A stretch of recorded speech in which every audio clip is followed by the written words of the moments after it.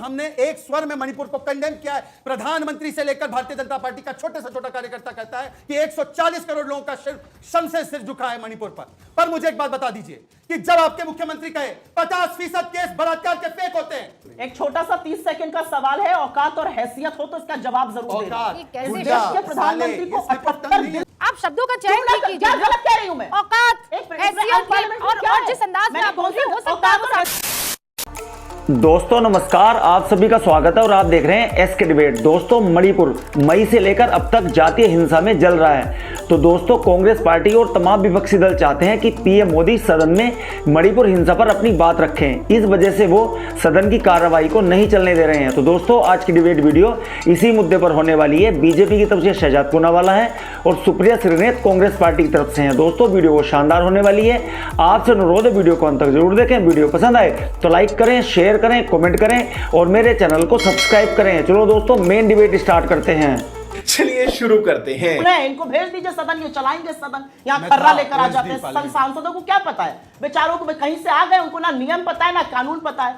खड़गे जी तो 10 बार के चुने हुए जनप्रतिनिधि है ना, वो खड़े होकर बोलते हैं और कहते हैं कि 50 एप्लीकेशन आपकी आई है रूल 267 के लिए, आप उसको एक्सेप्ट क्यों नहीं करते? जब मैं बोलना शुरू करता हूं मेरा माइक बंद कर दिया जाता है। ये तो उनके आत्मसम्मान को आप ठेस पहुंचा रहे हैं। एक व्यक्ति है, सांसद है, नेता प्रतिपक्ष है, उसको आप बोलने नहीं देते हैं। ये आपने संसद की कार्रवाई करी हुई। एक बात का जवाब दीजिए, आप भी दीजिए, भाजपा भी दे। क्या Narendra Modi as prime minister of India को इस देश के सदन में बोलना चाहिए या नहीं चाहिए? वो क्यों भाग रहे हैं? और मैं 2-3 बातें, क्योंकि लगातार राजस्थान की और छत्तीसगढ़ की और यहां वहां की बातें हुई। इस देश ने पहले भी प्रधानमंत्री देखे, कोई आजाद भारत के पहले प्रधानमंत्री तो नहीं है मोदी जी। अब मैं आपको 2 वाक्य बताती हूं और करारा तमाचा पड़ेगा विपक्ष के प्रतिनिधि पर, और सुनिए ये बात ध्यान से। कोकराझार असम में हिंसा हुई थी पार्लियामेंट 2012 में। मनमोहन सिंह जी रिलीफ कैंप गए, निकले अरे वहां से, मैडम मीडिया को पार्लियामेंट में आपने बोला है ना, एक हफ्ते बाद प्रधानमंत्री ने भी तो बात रखी है मणिपुर पे। सदन में बयान, तंबा बोलिए, मुझसे ज्यादा बोलिए, मामला आपको है, ये पता होना ये जाके उत्कृष्टता कहीं और किया करो। थोड़ा संवेदनशील मामलों पर बोलने सुप्रिया जी, आप मेरी क्लास की टीचर नहीं है ना, शो की एंकर है वो। 2012 में कोकराझार में हिंसा हुई, देश के प्रधानमंत्री मनमोहन सिंह जी वहां गए, वहां जाकर रिलीफ कैंप में गए, मीडिया को संबोधित किया, एक हफ्ते बाद सदन में बयान दिया। 2012 दिसंबर में निर्भया का वो कांड हुआ, रूबिका जी आपको भी याद होगा और मुझे भी याद है। इस देश की आत्मा को झकझोर कर रख दिया था उस कांड ने, क्योंकि हम सब सोचने को मजबूर थे कि एक अकेली लड़की के साथ ये 5 दरिंदे ये हैवानियत कैसे कर सकते हैं। सारा देश सड़कों पर उतर आया था, मीडिया सड़कों पर उतरा था, सवाल पूछता था, न्याय की गुहार लगाता था, और इस देश का प्रधानमंत्री राष्ट्र को संबोधित किया और कहा कि एक पिता होने के नाते और एक प्रधानमंत्री होने के नाते मैं आपका दर्द, आपकी पीड़ा, आपका गुस्सा समझता हूं, वो जायज है। 2 उदाहरण आपने चाहता हूं कि आप प्रार्थना कीजिए।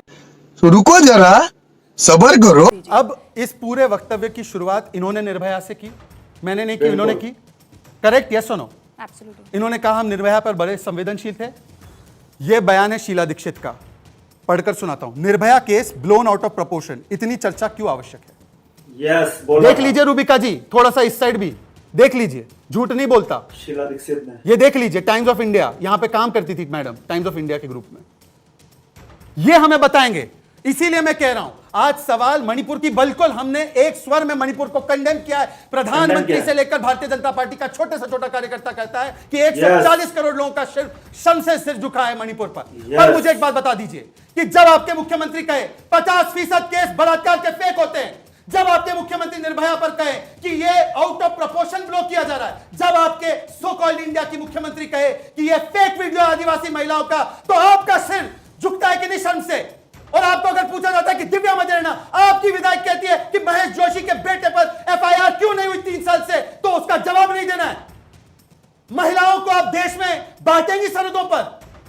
आप ही ने तो कहा था ना यूनियन ऑफ स्टेट्स है इंडिया, तो यहां पर वो लॉजिक क्यों नहीं अप्लाई हो रहा है? यही तो स्टेट बना रहे ना इंडिया को। बंगाल से इंडिया बनता है, मणिपुर से इंडिया बनता है, राजस्थान, पंजाब, इन्हीं से तो इंडिया बनता है जी, राहुल गांधी के हिसाब से। तो अब क्या कहेंगे? नहीं, मणिपुर पर तो बलात्कार और निर्वस्त्रीकरण पर सुप्रिया श्रीनेत चीख चीख कर बोलेंगी, परंतु वही सुप्रिया श्रीनेत म्यूट हो जाएंगी जब उनके नेता आज की तारीख में बयान दे रहे हैं। बताइए मालदा का बयान कब आया ममता दीदी की तरफ से? कब आया शशि पांजा का बयान? पूरा शो निकल गया। आपने सांसदों के विषय में क्या बोला, आपने हमारे विषय में क्या बोला, पर आपके मुख से एक शब्द मालदा के अपराधियों के लिए नहीं निकला। आपके मुख से एक शब्द उस बलात्कारी रोहित जोशी के लिए नहीं निकला। आपके मुख से जवाहरलाल मीणा, जिसका बेटा एक दलित बच्ची को निर्वस्त्र करके ऑब्सीन वीडियो बनाता है, बलात्कार करता है और केस नहीं होता, उसके आपके मुंह से एक शब्द नहीं निकला। एक छोटा सा 30 सेकंड का सवाल है, औकात और हैसियत हो तो इसका जवाब जरूर देना। देश के प्रधानमंत्री को 78 दिन लग गए मणिपुर पर बोलने के लिए। आप शब्दों का चयन नहीं कीजिए। क्या गलत कह रही हूं मैं? औकात, हैसियत और जिस अंदाज में आप बोल रहे हो सकता है सामने वाले को परेशान करे। इस देश के प्रधानमंत्री को एक भयावह वीडियो ही देखना बाकी था, उसके बाद 78 दिन चुप्पी तोड़ी। इस देश के मुख्यमंत्री को बर्खास्त क्यों नहीं किया जा रहा है? 78 दिन से ज्यादा मणिपुर जलता रहा। बीरेन्द्र सिंह कहता है ऊपर वाले कहे तब इस्तीफा दूंगा। इस देश के इतने भयावह कांड के बारे में अमित शाह को पता नहीं था। 78 दिन वीडियो आने के बाद स्मृति ईरानी जगती है, 38 दिन तक एनसीडब्ल्यू कंप्लेंट पर बैठा रहता है। क्या बात करते हैं आप लोग? कुछ भी संवेदना, कुछ भी नैतिकता, कुछ भी मर्यादा बाकी रह गई है, सब बेच खाई है। आपकी औकात बता रहा हूँ सर, बुरा नहीं मानना सर। आपने अभी जो देखा, ऐसा ही कृत्य ये पार्लियामेंट में करते हैं। ये पार्लियामेंट के बाहर एक वादा करते हैं और पार्लियामेंट में आकर हर सेशन को बर्बाद करने की साजिश रचते हैं। इन्होंने महंगाई पे चर्चा मांगी थी, ले आए रफाल, रफाल पर मुंह की खानी पड़ी सुप्रीम कोर्ट में। इन्होंने कोविड पर चर्चा मांगी थी, कोविड पर चर्चा के लिए हमने हाँ बोला तो इन्होंने पेगासस लाया, पेगासस पे सुप्रीम कोर्ट की खानी पड़ी। इन्होंने चर्चा मांगी थी बजट सेशन में अन्य मुद्दों की, आए बीबीसी के साथ, बीबीसी ने खुद स्वीकारा हमने टैक्स फ्रॉड किया है, परंतु बीबीसी करते हुए बजट सेशन को भी पंगु बना दिया और आज भी पार्लियामेंट चलने नहीं दे रहे। अब मैंने क्या सवाल पूछा था?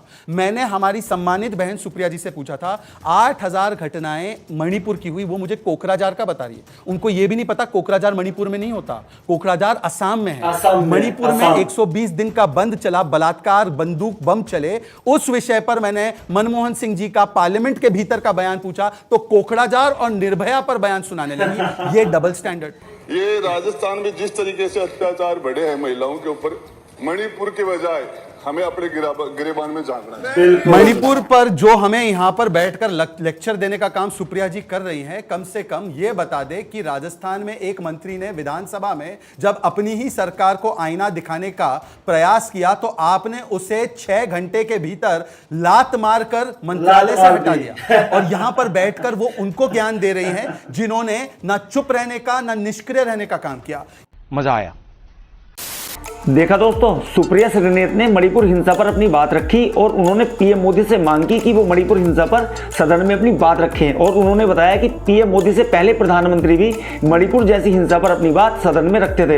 वहीं शहजाद पूनावाला ने मणिपुर हिंसा पर अपनी बात रखी और उन्होंने महिला उत्पीड़न में राजस्थान और छत्तीसगढ़ का जिक्र किया और उन्होंने सदन की कार्रवाई पर भी अपनी बात रखी।